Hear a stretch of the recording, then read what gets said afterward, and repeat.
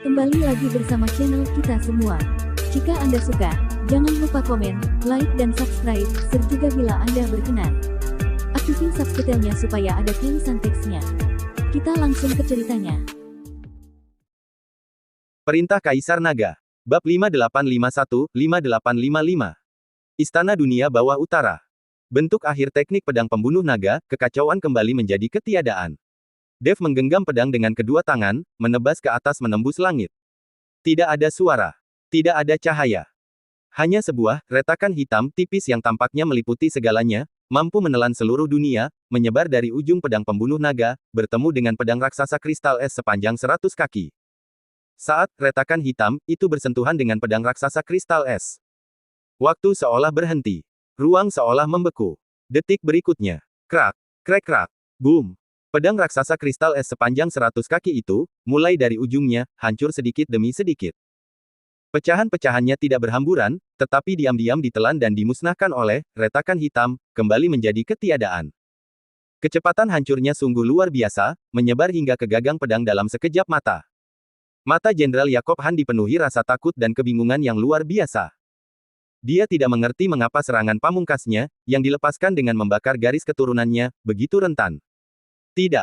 Ini tidak nyata. Swiss. Sebuah retakan hitam, dengan lembut membelah tubuhnya. Gerakan Jenderal Yakob Han tiba-tiba membeku. Dia melihat ke bawah dan melihat garis hitam tipis dan panjang muncul di dadanya. Garis hitam itu menyebar dengan cepat, dan dimanapun garis itu lewat, tubuhnya, baju besinya, pedang panjang kristal es di tangannya, bahkan garis keturunan Dewa Es yang mendidih dan kekuatan abadi yang tak terbatas di dalam dirinya, semuanya dengan cepat kehilangan warna, kehidupan, dan keberadaannya, akhirnya berubah menjadi partikel purba, dilahap oleh retakan hitam. Kekacauan. Kembali ke ketiadaan. Gumamnya 4 kata terakhir, matanya benar-benar redup. Hembusan angin dingin menerpa. Sosok Jenderal Yakob Han lenyap seperti patung pasir tertiup angin, tanpa meninggalkan jejak, seolah-olah dia tidak pernah ada. Domain esnya juga runtuh dan menghilang. Domain kekacauan perlahan surut ke dalam tubuh Dev. Wajah Dev pucat pasi, tangannya yang memegang pedang sedikit gemetar. Dia bahkan perlu menancapkan pedangnya di es untuk menjaga keseimbangannya. Menggunakan teknik, kembali ke kekosongan kekacauan, hampir menguras seluruh kekuatannya, bahkan membuat jiwanya terasa lemah. Namun, pada akhirnya dia menang. Dengan kultivasi Dewa Abadi tingkat 1 puncak, dia telah melintasi 7 alam untuk langsung membunuh Jenderal Dewa dari klan Dunia Bawah Utara, Dewa Abadi tingkat 8 puncak yang telah mencapai ambang batas tingkat 9. Adegan ini terukir dalam-dalam di benak Raja Iblis Awan Merah dan Sarah, tak terlupakan seumur hidup. Senior. Seru Sarah, bergegas maju untuk membantu Dev.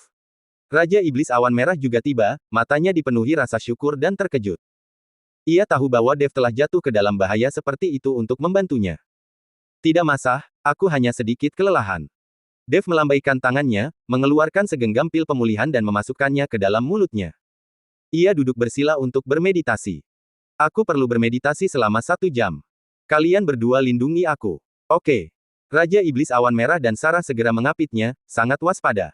1 jam kemudian, energi Dev telah pulih secara signifikan. Meskipun belum mencapai puncaknya, ia cukup kuat untuk bertarung.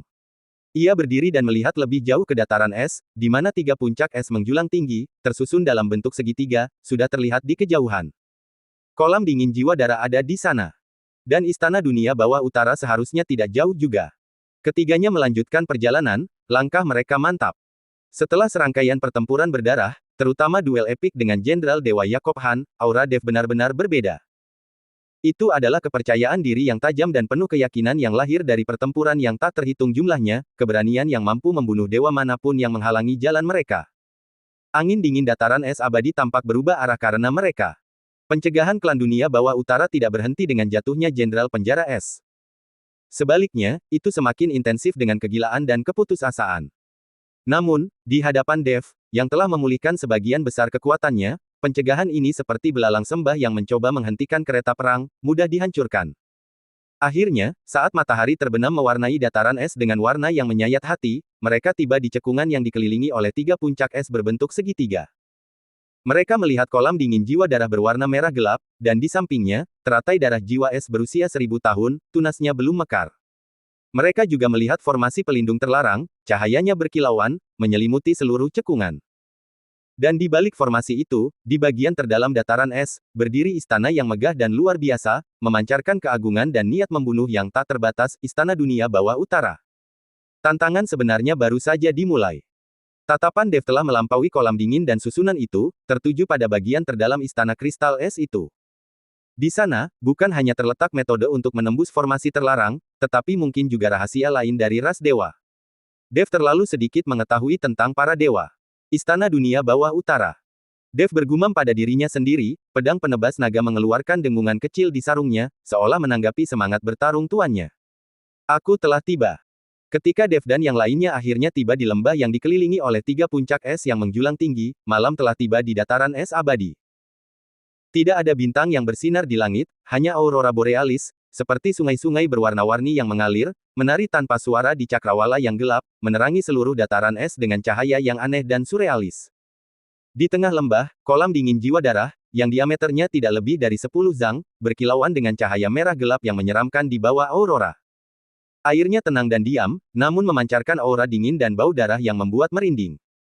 Di samping kolam, teratai darah jiwa es yang berusia 1000 tahun bergoyang lembut diterpa angin dingin. 9 kelopaknya sekristal rubi, dan kuncup tengahnya semerah darah, tampak siap mekar kapan saja. Namun, formas pelindung terlarang yang menyelimuti seluruh cekungan itu berdiri seperti jurang yang tak tertembus di hadapan mereka. Rune-rune dewa kuno dan rumit mengalir di layar cahaya biru es. Di ujung rantai biru es yang tergantung di sana, hantu-hantu mengerikan dari makhluk es berkelap-kelip, memancarkan tekanan yang mengerikan. Yang lebih mengerikan lagi adalah apa yang terletak di balik formasi besar itu, lebih dalam ketiga puncak es, sebuah kompleks istana kristal es yang megah, tak terlukiskan, berdiri diam di tengah malam dan aurora. Istana Dunia Bawah Utara. Itu bukan satu istana, tetapi gugusan bangunan kristal es yang luas. Aula utama, setinggi 1000 kaki, diukir seluruhnya dari es hitam berusia ribuan tahun dan giok es dari inti bumi. Jernih seperti kristal, ia memantulkan warna-warna aurora yang megah, namun tetap mempertahankan keagungan suci yang dingin dan keras. Istana-istana kecil, menara, dan jembatan beratap yang tak terhitung jumlahnya mengelilingi aula utama seperti bintang-bintang di sekitar bulan, dihubungkan oleh tangga kristal es dan koridor gantung, membentuk kota kristal es yang indah namun berbahaya. Di dalam kota itu, samar-samar terlihat cahaya biru es yang berkelap-kelip, dan aura yang kuat tampak terpancar dari dalam.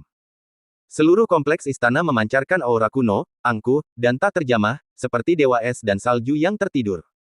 Akhirnya, kita telah tiba. Raja Iblis Awan Merah menatap teratai darah yang begitu dekat, matanya dipenuhi kerinduan dan kecemasan. Dengan formasi pelindung di depan dan istana dunia bawah utara di belakang, jalan untuk mendapatkan obat itu tetap sulit. Sarah menggenggam pedang panjangnya erat-erat dan berbisik, "Senior, formasi itu. Kita harus menemukan cara untuk menghancurkannya terlebih dahulu."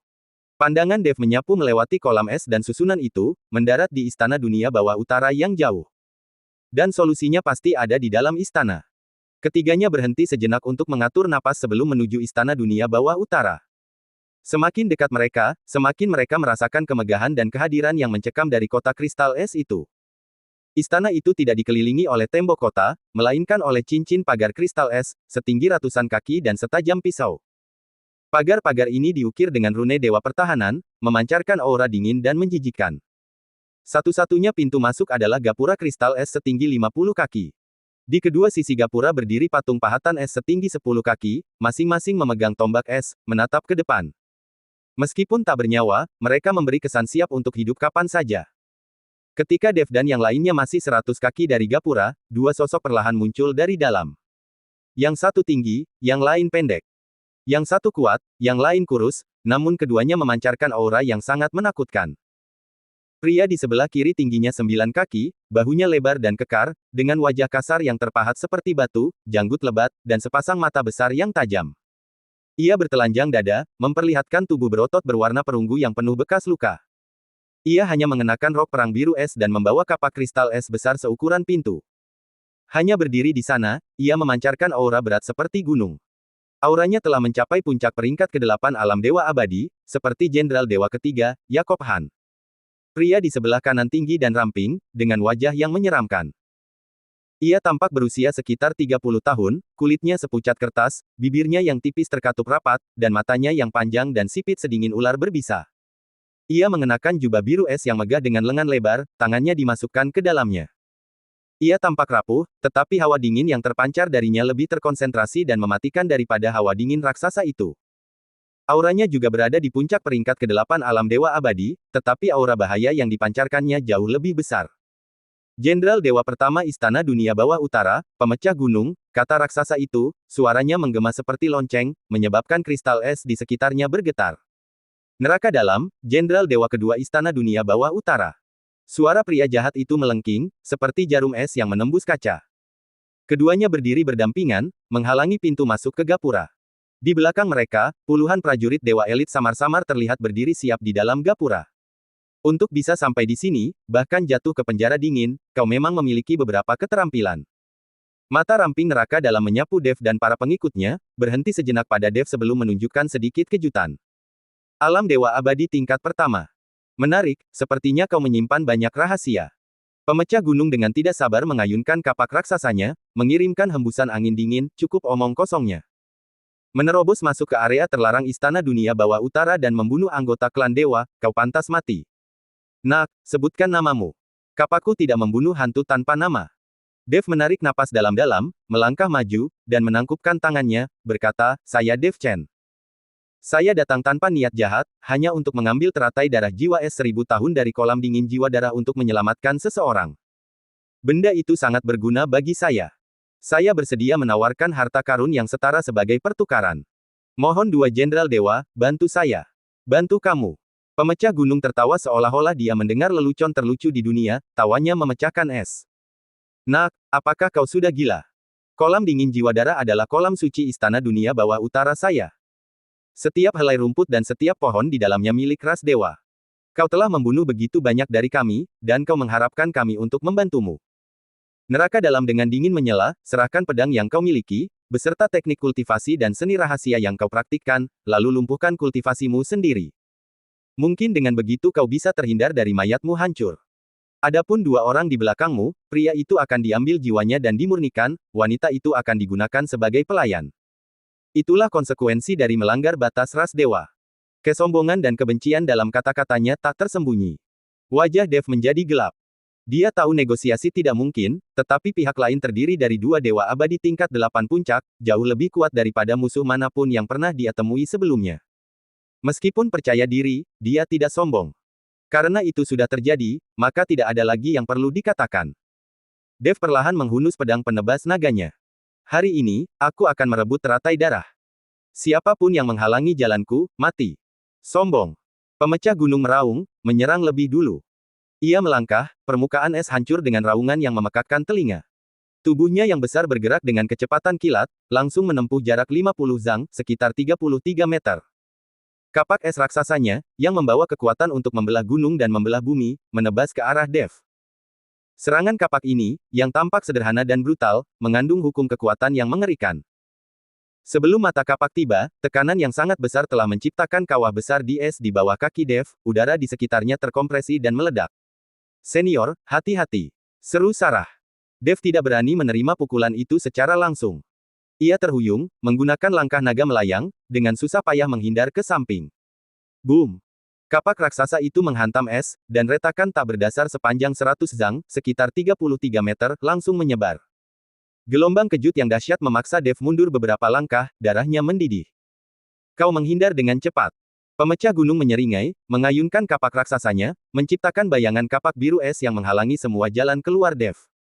Pada saat yang sama, neraka dalam juga bergerak. Ia tidak maju, tetapi malah mengulurkan tangannya dari lengan bajunya, 10 jarinya bergerak cepat di udara di depannya seperti memainkan alat musik. Dengan setiap serangan jari, benang biru es tipis, hampir transparan, melesat keluar. Benang-benang itu bukanlah fisik. Benang-benang ini terbentuk dari hukum es tertinggi, mengabaikan pertahanan fisik dan secara khusus menargetkan jiwa dan meridian. Benang jiwa es dunia bawah dalam. Ekspresi Sarah berubah drastis. Mereka secara khusus melukai jiwa dan mengikis meridian. Terkena serangan mereka pasti akan berujung kematian. Senior, cepat menghindar. Dev juga merasakan ancaman mematikan dari benang-benang itu. Sambil menghindari kapak raksasa dari gunung barbar dengan kelincahannya, ia mengayunkan pedang penebas naganya, melepaskan beberapa energi pedang kacau dalam upaya untuk memutus benang jiwa es. Namun, benang jiwa es sangat keras dan tidak dapat diprediksi. Energi pedang kacau itu menghantamnya seperti air, hanya sedikit mengubahnya, tidak mampu memutusnya sepenuhnya. Sebaliknya, beberapa benang menembus celah-celah energi pedang, menyerang Dev. Jantung Dev menegang. Ia segera mengaktifkan kekuatan abadi kacau miliknya untuk melindungi dirinya, sementara cahaya keemasan berkelebat di antara alisnya, melepaskan kekuatan naga yang samar, yang sedikit membelokkan benang-benang itu, nyaris menghindari pukulan fatal. Namun satu benang masih mengenai lengannya. Seketika, hawa dingin yang menusuk tulang meresap ke meridiannya, membuat seluruh lengannya mati rasa dan kaku, serta kekuatan abadinya menjadi lambat. Lumayan, kau berhasil menghindari sutra jiwa esku. Neraka dalam mencibir. Tapi berapa kali kau bisa menghindarinya? Sambil berbicara, ia menjentikkan jarinya, mengirimkan lebih banyak sutra jiwa es seperti jaring laba-laba yang menyelimuti Dev dari segala arah. Sementara itu, kapak raksasa pemecah gunung mengikuti dari dekat, serangannya semakin ganas. Keduanya, satu dekat, satu jauh, satu kuat, satu terampil, berkoordinasi dengan sempurna, sepenuhnya menekan Dev. Sarah, senior, tolong aku. Dev menggertakkan giginya dan berteriak. Dev, bertarung 2 lawan 1, sama sekali tidak punya peluang untuk menang. Ia hanya bisa mengandalkan Raja Iblis Awan Merah dan Sarah untuk menahan salah satu dari mereka sementara ia mati-matian membunuh yang lain. Baiklah. Sarah menghunus pedang panjangnya, berubah menjadi naga, energi pedangnya seperti pelangi, menyerang sisi neraka dalam, berusaha mengganggu benang jiwa es miliknya. Raja Iblis Awan Merah juga meraung, energi iblis merah gelapnya berubah menjadi awan iblis yang mengamuk, dari mana hantu-hantu yang melolong menyerang bagian bawah tubuh pemecah gunung. Beraninya seekor semut begitu kurang ajar. Neraka dalam bahkan tidak melirik Sarah. Dengan lambaian santai tangan kirinya, puluhan benang jiwa es berbalik arah, seketika merobek energi pedang Sarah dan melingkar ke arahnya. Wajah Sarah pucat pasi. Dia buru-buru mengubah posisi untuk bertahan, tetapi masih terkena beberapa benang. Dia mengerang dan terlempar ke belakang, darah menetes dari sudut mulutnya, jelas terluka parah. Pemecah gunung membanting kapak raksasanya ke tanah, minggir. Gelombang kejut yang mengerikan terpancar darinya, menyebarkan sebagian besar awan iblis Raja Iblis Awan Merah. Raja Iblis Awan Merah juga terpaksa mundur, darahnya mendidih. Hanya dalam satu pertukaran, Sarah dan Raja Iblis Awan Merah sama-sama terluka, hampir tidak mampu saling menahan. Tekanan Dev semakin meningkat. Nak, kau berhasil bertahan melawan serangan gabungan kami begitu lama. Kau punya alasan untuk bangga. Pemecah gunung tertawa terbahak-bahak, serangan kapak raksasanya seperti badai. Tapi ini berakhir di sini. Kapak pemecah gunung Dewa Barbar, penghancur bumi. Dia memegang kapak dengan kedua tangan, mengangkatnya tinggi di atas kepalanya. Cahaya biru es yang menyilaukan keluar dari kapak, dan kekuatan yang mengerikan sedang berkumpul. Kekuatan serangan kapak ini beberapa kali lebih kuat daripada serangan-serangan sebelumnya. Pada saat yang sama, neraka dalam juga mengerahkan seluruh kekuatannya. Dia menggenggam kedua tangannya, mengucapkan mantra. Pola Dewa Kristal Es di antara alisnya bersinar terang, dan benang jiwa es yang tak terhitung jumlahnya saling berjalin di hadapannya, mengembun menjadi kerucut biru es sebening kristal seukuran ibu jari. Serangan dunia bawah dalam, penghancur jiwa. Kerucut itu melesat tanpa suara, kecepatannya melebihi batas indera ilahi. Di tempat ia lewat, ruang itu sendiri membeku, retak dengan celah hitam halus, manifestasi dari kondensasi hukum es hingga ekstremnya, mencapai tingkat spasial. Satu kekuatan, satu jiwa, dua serangan mematikan turun secara bersamaan. Pupil Dev menyempit tajam, merasakan ancaman kematian yang belum pernah terjadi sebelumnya. Aku tidak bisa menghadapinya secara langsung. Pikirannya berpacu, dan dia mengambil keputusan dalam sekejap. Unicorn api kecil. Dev melepaskan unicorn api kecil. Unicorn api kecil adalah binatang dewa tipe api, sehingga melawan teknik istana dunia bawah utara. Aum. Raungan yang memekakkan telinga menggema di seluruh dataran es. Dari cincin penyimpanan Dev, seekor binatang suci unicorn yang megah, setinggi 3 zang dan diselimuti api emas, melangkah keluar. Setelah terus-menerus diasuh oleh Dev di hutan binatang iblis, tubuh unicorn api kecil telah tumbuh jauh lebih kuat. Terlebih lagi, auranya telah mencapai peringkat ke-7 alam dewa abadi. Api emas yang berputar-putar di sekitar tubuhnya bukanlah api biasa, tetapi mengandung jejak kekuatan sumber api bawaan, memiliki kendali yang kuat terhadap kekuatan tipe es. Saat unicorn api kecil muncul, ia merasakan bahaya tuannya dan ancaman dari dua musuh kuat di hadapannya. Tanpa ragu, ia membuka mulutnya yang besar dan menyemburkan pilar api emas, berdiameter beberapa meter, langsung ke kapak raksasa yang menebas dari pemecah gunung. Pada saat yang sama, api berkobar di sekitar tubuhnya, berubah menjadi penghalang api yang menghalangi jalan Dev. Boom! Pilar api emas bertabrakan dengan dahsyat dengan kapak raksasa biru es. Panas dan dingin yang ekstrim bertabrakan, menciptakan ledakan yang mengerikan. Energi es dan api bertabrakan dan saling memusnahkan dengan dahsyat, membentuk badai energi berdiameter puluhan meter yang langsung menguapkan dan kemudian membekukan permukaan es di sekitarnya, pemandangan yang mengerikan. Unikorn api kecil itu mendengus, terhuyung mundur beberapa langkah. Nyala apinya meredup cukup banyak, jelas menunjukkan bahwa menahan kekuatan penuh pukulan kapak pemecah gunung bukanlah hal yang mudah. Pada saat itu, duri dunia bawah dalam, milik neraka dalam tiba.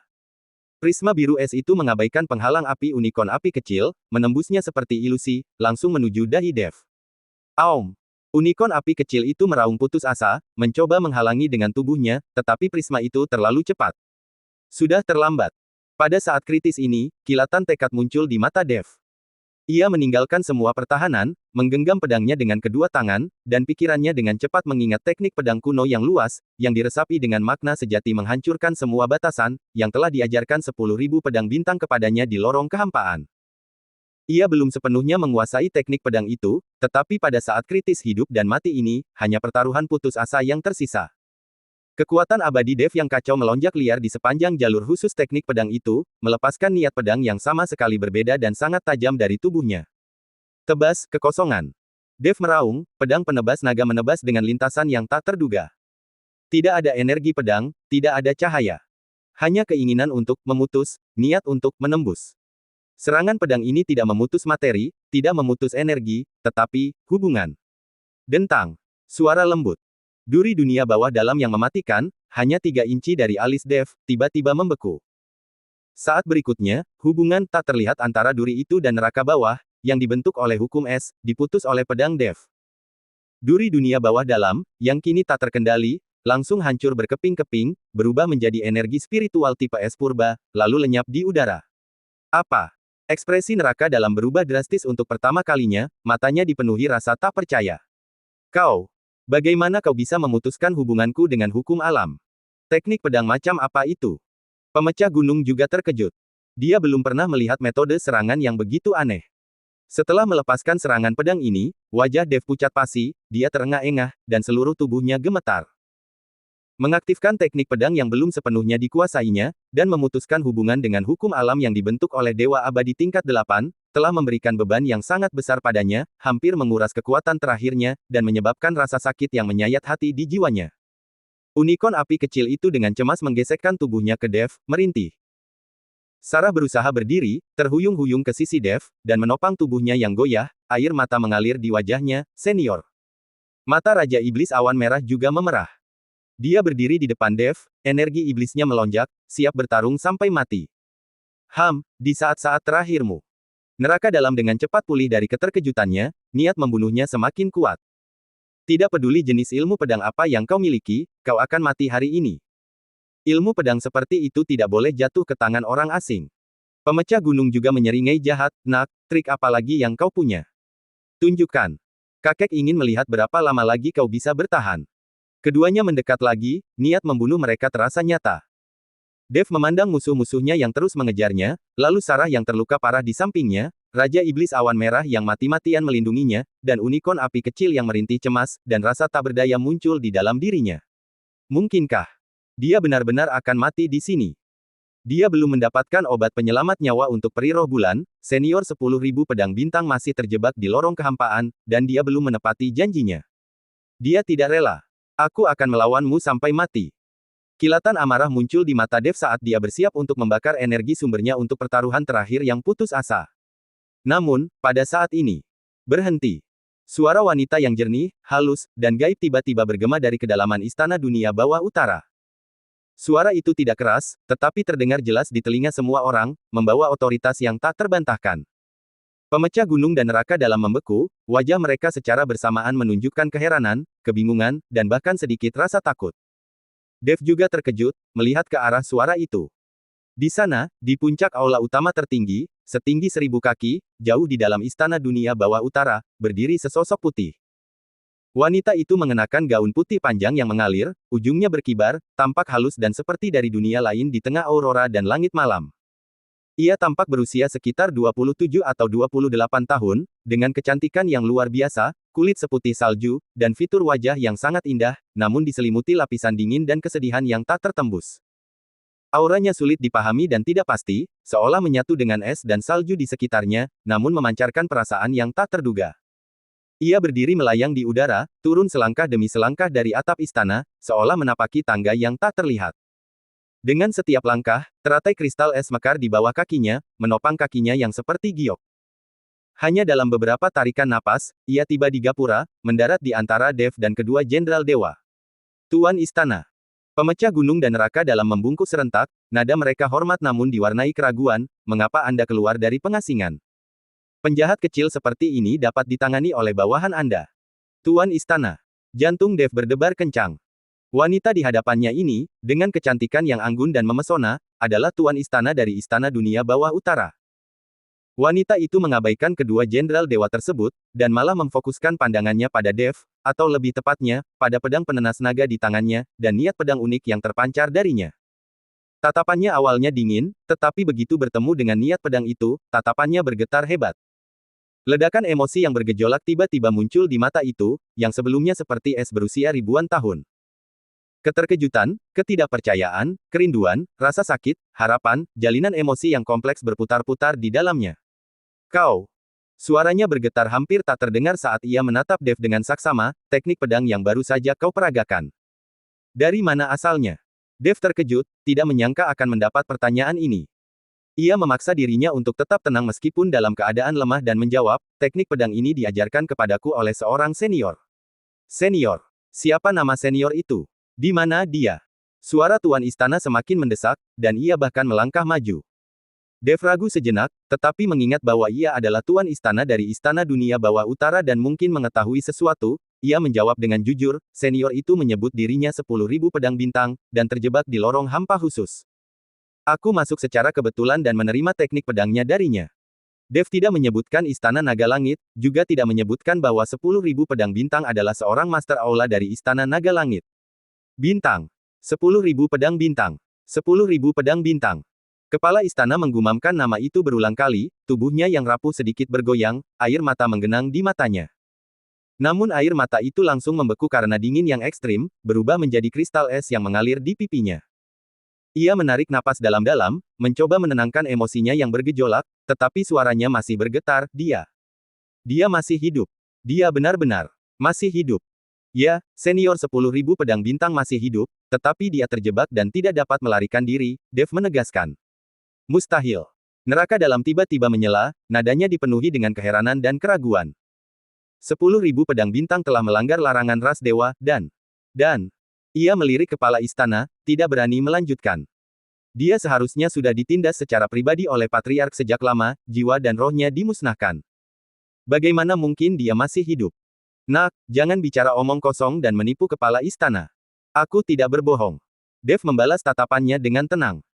Senior 10.000 pedang bintang sendiri mengatakan bahwa dia dilemparkan ke dalam celah kehampaan oleh patriark ras dewa dengan kekuatan dewa tertinggi, di penjara selamanya. Jika bukan karena kultivasinya yang luar biasa dan metode rahasia khusus yang melindungi jiwanya, dia mungkin sudah lama binasa. Sang Tuan Istana menutup matanya, tetap diam untuk waktu yang lama. Ketika dia membuka matanya lagi, badai emosi di matanya telah mereda, kembali ke kedinginannya sebelumnya, tetapi jauh di dalam kedinginan itu terdapat kompleksitas yang tak terlukiskan. Kalian semua, mundur. Dia memerintahkan pemecah gunung, neraka dalam, dan para prajurit ras dewa di dalam gapura. Tuan Istana. Pemecah gunung berteriak cemas, asal-usul anak ini tidak diketahui. Dia menerobos masuk ke wilayah terlarang dan membunuh prajurit kita. Dia tidak boleh dibiarkan pergi. Terlebih lagi, kata-katanya mungkin tidak dapat dipercaya. Masalah 10.000 pedang bintang adalah tabu ras dewa. Saya bilang, mundurlah. Suara kepala istana tetap tenang, namun mengandung otoritas yang tak terbantahkan. Pemecah gunung dan neraka dalam saling bertukar pandang, keduanya melihat kebencian di mata masing-masing, tetapi akhirnya tidak berani menentang perintah kepala istana, membungkuk dan berkata, baik.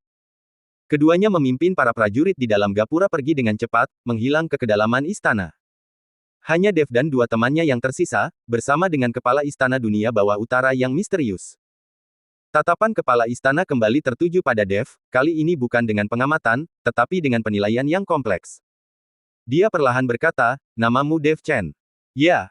Kau bilang 10.000 pedang bintang masih hidup, apakah kau punya bukti? Tanya ketua istana, tatapannya tertuju tajam pada mata Dev.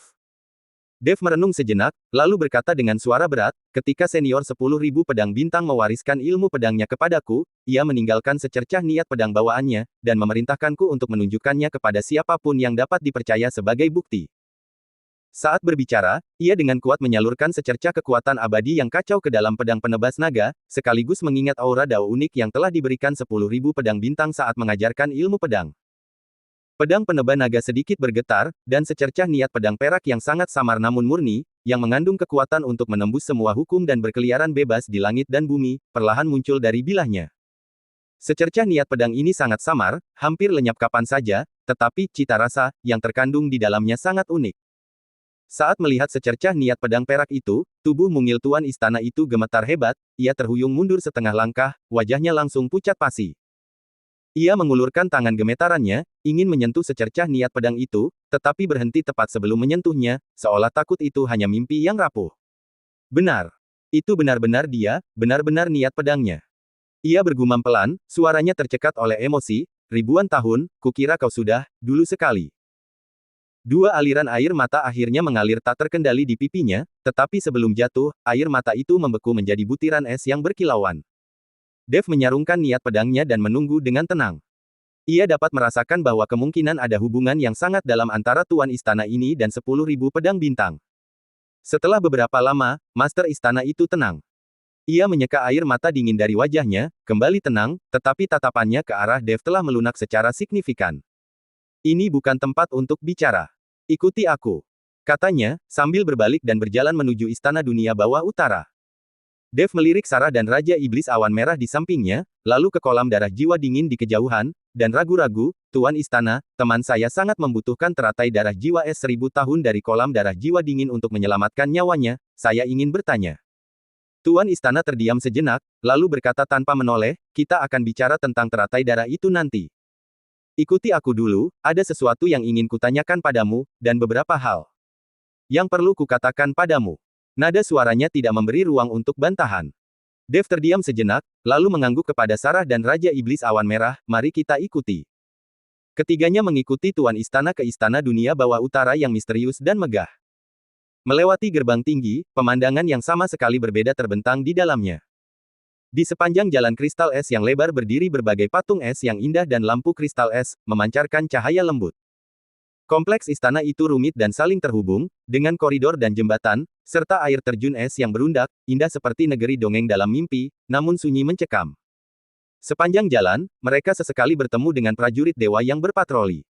Para prajurit ini membungkuk hormat kepada kepala istana, tetapi melirik Dev dan para sahabatnya dengan rasa ingin tahu, waspada, dan bahkan bermusuhan. Namun, di bawah kehadiran kepala istana yang mengesankan, tidak ada yang berani mendekati dan menanyai mereka. Akhirnya, kepala istana membawa mereka ke istana samping yang relatif kecil tetapi lebih indah. Istana itu perabotannya sederhana, hanya dengan beberapa kursi kristal es dan meja es. Dindingnya halus seperti cermin, memantulkan bayangan mereka. Duduklah, kata kepala istana, memberi isyarat agar Dev dan yang lainnya duduk. Ia sendiri mengambil tempat duduk utama. Setelah semua orang duduk, tatapan kepala istana kembali ke Dev, dan ia perlahan berkata, sekarang, ceritakan semua yang kamu ketahui tentang 10.000 pedang bintang. Jangan sampai ada yang terlewat.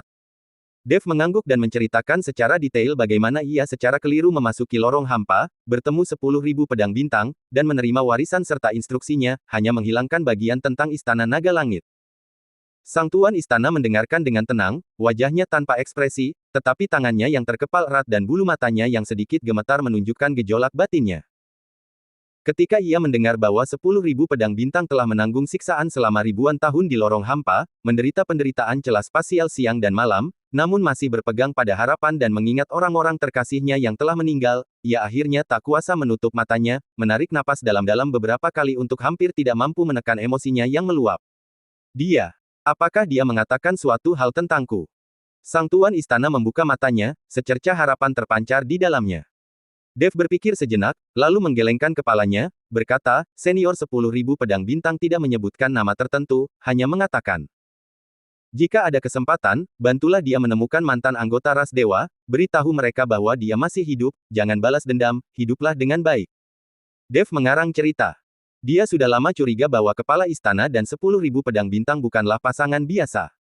Mereka mungkin memiliki hubungan rahasia, atau bahkan sepasang kekasih. Bersambung.